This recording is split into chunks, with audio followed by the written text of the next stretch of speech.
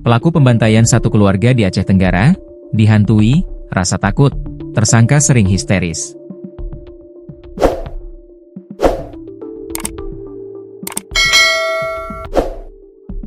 Kasus pembacokan yang menewaskan 5 orang sekeluarga di Desa Uningsi Gurgur, Kecamatan Babul Rahmah, Aceh Tenggara, Agara, ternyata meninggalkan trauma mendalam bagi tersangka pelaku pembunuhan sadis berinisial As, 22, warga Pegunungan Kompas.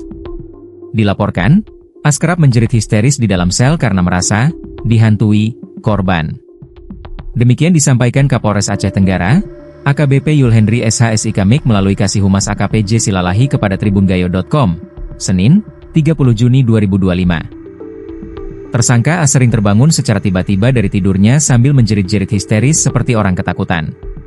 Tersangka diduga merasa dihantui tragedi pembantaian sekeluarga yang begitu sadis sehingga masih trauma, ucapnya. Ditambahkan, dalam BAP, tersangka As kerap berbicara ngawur dan bertele-tele saat ditanyai penyidik Satreskrim Polres Aceh Tenggara. Keterangannya bertele-tele atau berubah-ubah, imbuhnya.